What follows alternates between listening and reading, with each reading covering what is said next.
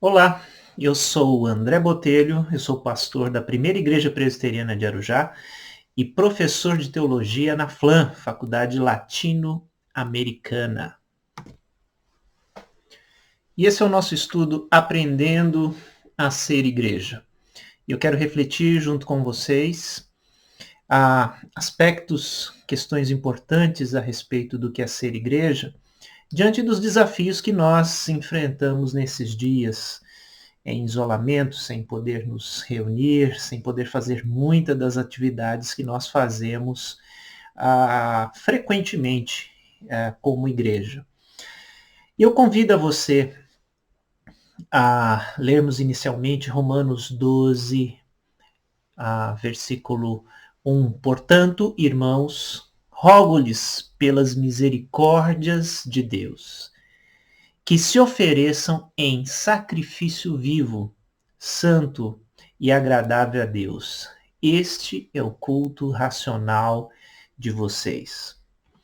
Eu queria hoje, nesse rápido estudo bíblico, conversar com você a respeito do culto a Deus. O que é o culto? O que é o culto na perspectiva do Novo Testamento, do Evangelho, depois da obra realizada de Cristo? Como a gente pode expressar o nosso culto a Deus? Bom, em primeiro lugar, precisamos entender que Cristo foi aquele que ofereceu o culto aceitável a Deus. Que culto, que oferta, que sacrifício é esse que Deus aceita e se agrada dele? É o culto, é o sacrifício, é a oferta dada, feita pelo próprio Senhor Jesus Cristo. Bom, lá em Hebreus, capítulo 9, versículos de 11 a 15, nós lemos assim. Olha, veja como é importante a gente perceber aqui Jesus Cristo oferecendo a oferta, o sacrifício, o culto aceitável a Deus. Versículo 11. Quando Cristo veio como sumo sacerdote, dos benefícios agora presentes, ele adentrou o maior e mais perfeito tabernáculo, não feito pelo homem, isto é, não pertencente a esta criação. Não por meio de sangue de bodes e novilhos, mas pelo seu próprio sangue. Ele entrou no Santo dos Santos e, de uma vez por todas, obteve eterna redenção. A gente lembra que o culto no Antigo Testamento, o sacrifício, a oferta, era feita de sangue, de bodes e novilhos. E aqui Jesus Cristo, o sumo sacerdote, que adentra aos santos dos santos e oferece o verdadeiro sacrifício, faz com o seu próprio sangue. Mas Hebreus continua, versículo 13. Ora, se o sangue de bodes e de touros e as cinzas de uma novilha espalhadas sobre os que estão cerimonialmente impuros os santificam, de forma que se tornam exteriormente puros, versículo 14, quanto mais o sangue de Cristo, que pelo Espírito Eterno se ofereceu de forma imaculada a Deus, purificará a nossa consciência de atos que levam à morte, para que sirvamos ao Deus vivo. Então, o sacrifício de Jesus é aquele que de fato nos purifica. Ele é o sacerdote, mas ele é também o sacrifício que agrada a Deus. E versículo 15, por esta razão, Cristo é o mediador de uma nova aliança para os que são chamados, recebam a promessa da herança eterna, visto que ele morreu como resgate pelas transgressões cometidas sobre a primeira aliança. Então, Cristo é esse mediador da nova aliança. Agora, nós como igreja também somos chamados a oferecer ao nosso Senhor um culto aceitável, um sacrifício aceitável. Por exemplo, quando Pedro fala na sua carta, capítulo 2, versículo 5, ele diz: vocês também estão sendo utilizados como pedras vivas na edificação de uma casa espiritual, para serem sacerdócio santo, oferecendo sacrifícios espirituais aceitáveis a Deus por meio de Jesus Cristo. Nós vimos isso anteriormente, né? A igreja sendo construída, edificada como uma casa espiritual, uma edificação espiritual, na qual somos também sacerdotes e oferecemos sacrifícios espirituais que são aceitáveis a Deus. O detalhe aqui é sempre por meio de Jesus Cristo. Tudo que nós fazemos como igreja, fazemos em nome de Jesus, por meio de Jesus. Nada que nós possamos fazer para Deus, para agradar a Deus, pode ser feito sem Jesus. É sempre em Jesus, por meio de Jesus.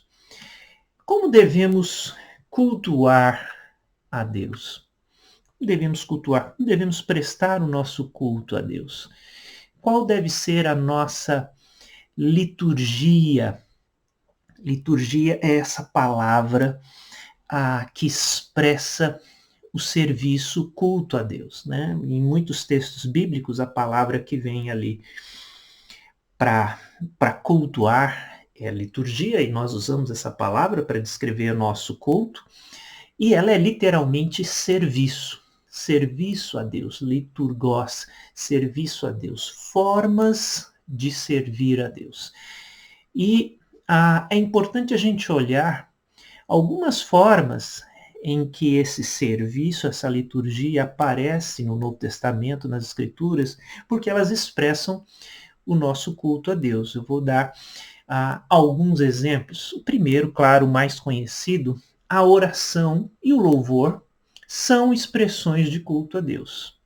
Eu acho que a gente entende isso muito claramente, que a nossa oração, nosso louvor, seja música, seja algum outro tipo de expressão, expressa culto a Deus. Quando a gente olha o texto de Atos 13, 2, o chamado de Barnabé e Saulo, você tem ali: enquanto adoravam o Senhor e jejuavam, disse o Espírito Santo: separem-me Barnabé e Saulo para a obra que os tenho chamado.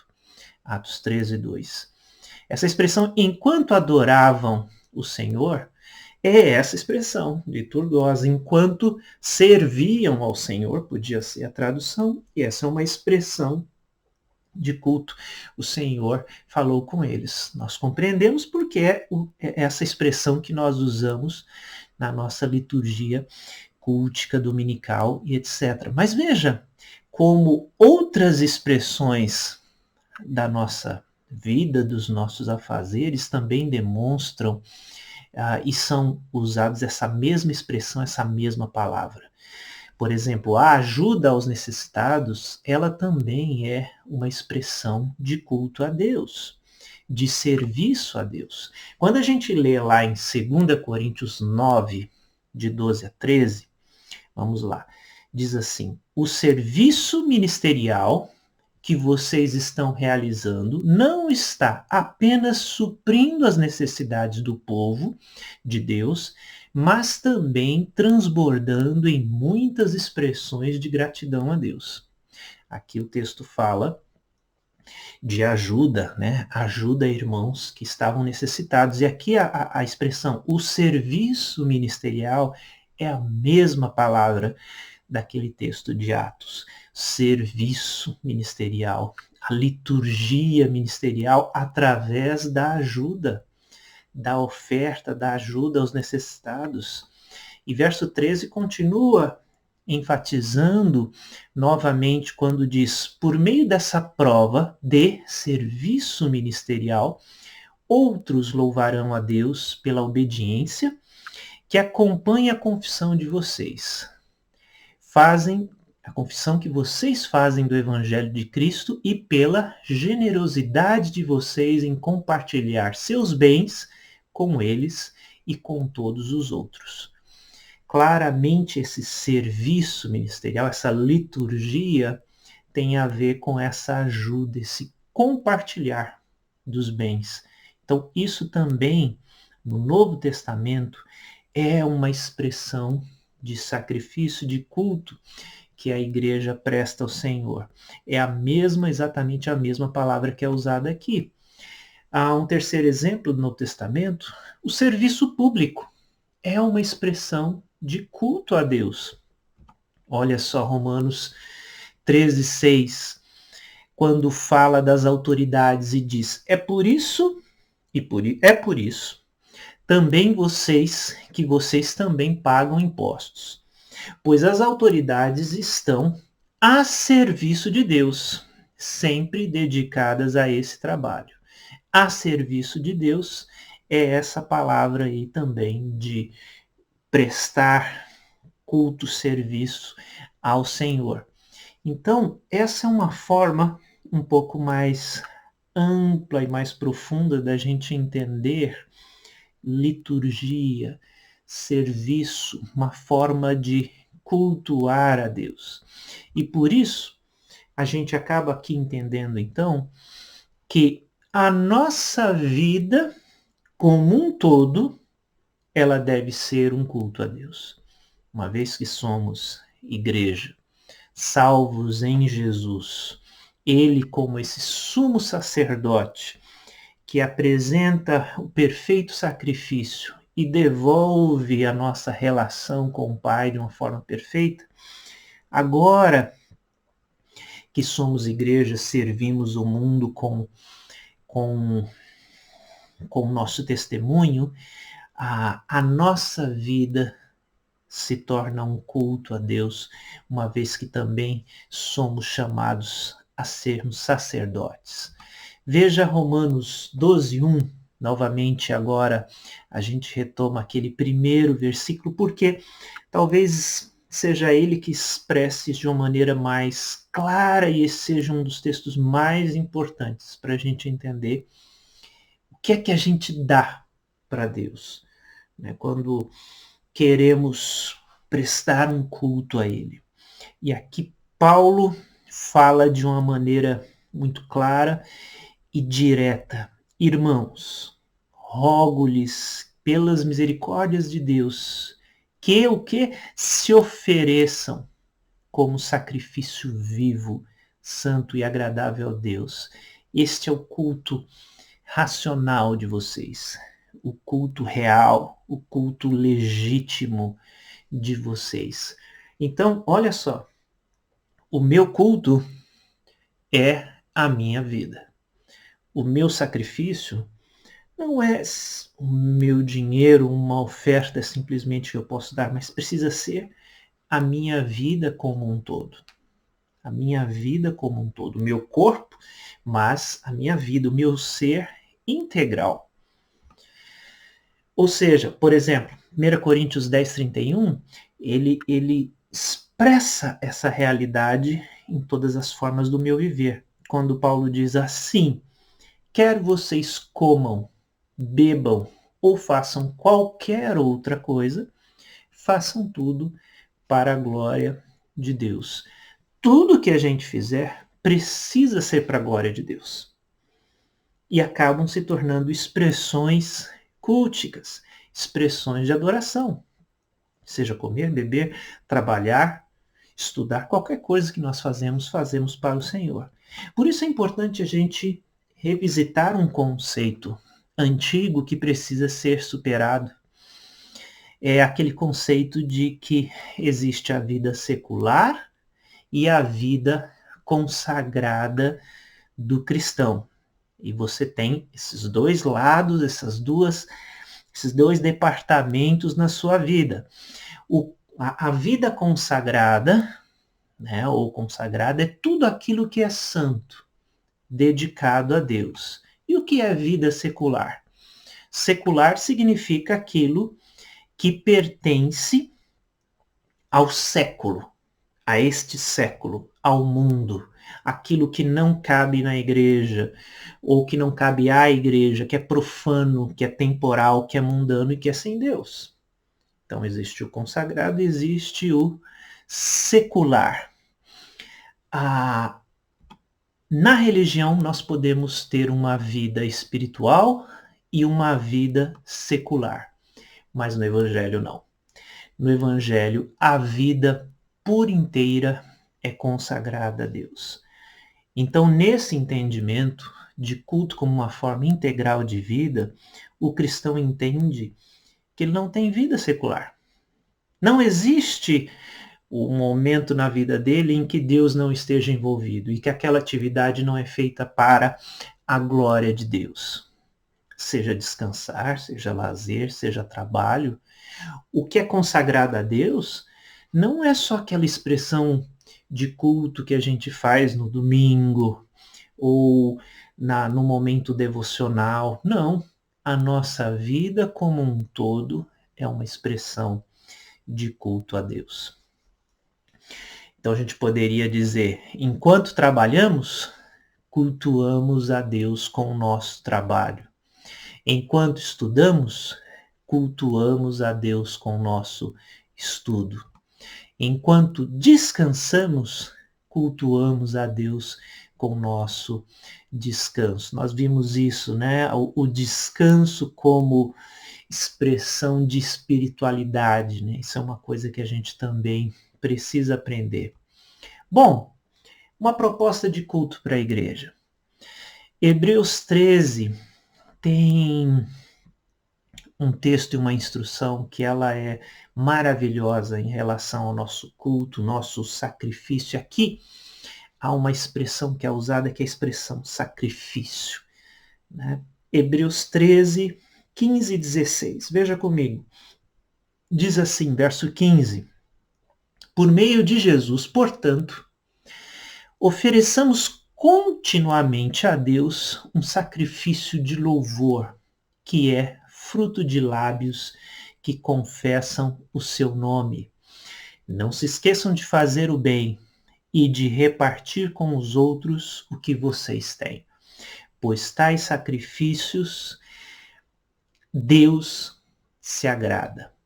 Algumas ênfases aqui para a gente entender, muito importante. Primeiro, aquilo que está em grifo ali, amarelinho. Por meio de Jesus. Esse sacrifício, ele sempre é oferecido, como nós dissemos, por meio de Jesus, por causa de Jesus, em Jesus. Fora de Jesus não existe oferta a Deus, de maneira nenhuma. Segundo, continuamente. O louvor do cristão, o culto do cristão, não é uma coisa esporádica, pontual, que possa acontecer aos domingos, um dia da semana, só no seu momento devocional. Ela é contínua. É uma expressão contínua de louvor. Terceiro lugar, fruto de lábios que confessam o seu nome. Essa expressão de louvor, seja com música, seja com adoração, mas que expressa algo que acontece no coração e transborda em testemunho, em lábios que confessam o nome de Jesus. Mas veja aqui as ênfases no verso 16 e 15 e 16 estão intimamente ligados como expressões de sacrifício a Deus.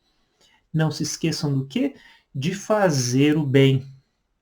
O viver ético e responsável é uma expressão de louvor a Deus, que agrada a Deus, que Ele deseja de nós. É um sacrifício ao Senhor.